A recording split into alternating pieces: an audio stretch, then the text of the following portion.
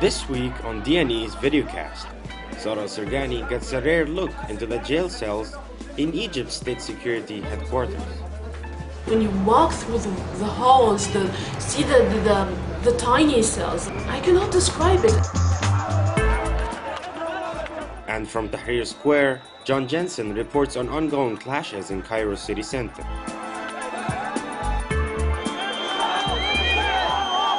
There was a demonstration that lasted over 2 hours near the state security headquarters in Nasser City. And eventually the army let the people in.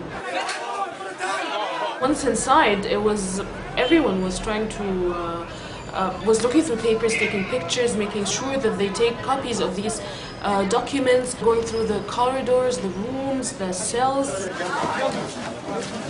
Since I was a little kid, I've always known about that state security uses torture, that the inhumane detention of the activist, politician, or anyone they thought would be of any sort of threat or any sort of proximity to anyone. Yet, when you see it, when you walk through the halls, see the tiny. There were piles of shredded documents. Also raises the question of why we were let in at this particular time. Sort of revenge from some state security officers. It definitely made people feel that they can enforce change. There's no fear barrier anymore. I definitely don't think this is the end of it. There's a long way to go. We've only seen sort of the tip of the iceberg of what's going on. We'll see, at least in a month, we'll have some clearer answers.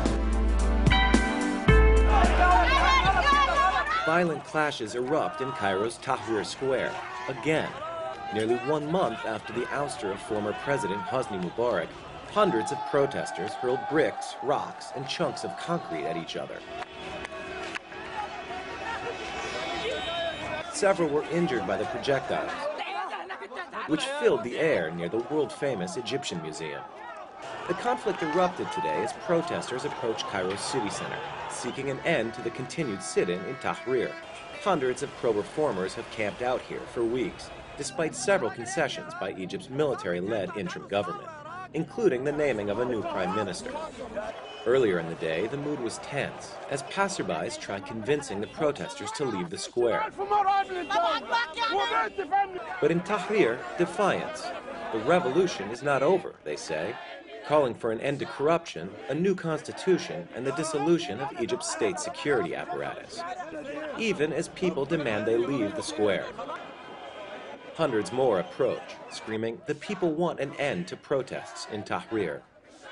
And then, in a moment, tension turns to pushing, shoving, and eventually rock throwing. Dozens of military soldiers attempt to restore order, but are quickly overrun as the demonstrators in Tahrir push back, chasing what they say are remnants of Mubarak's security services. Others disagree, claiming the people camping in Tahrir are the ones paid by former Mubarak allies. The only certainty in Tahrir, say protesters on both sides, is that Egypt's revolution is far from over. In Cairo, John Jensen for Daily News Egypt. Join us next week for another DNE Videocast.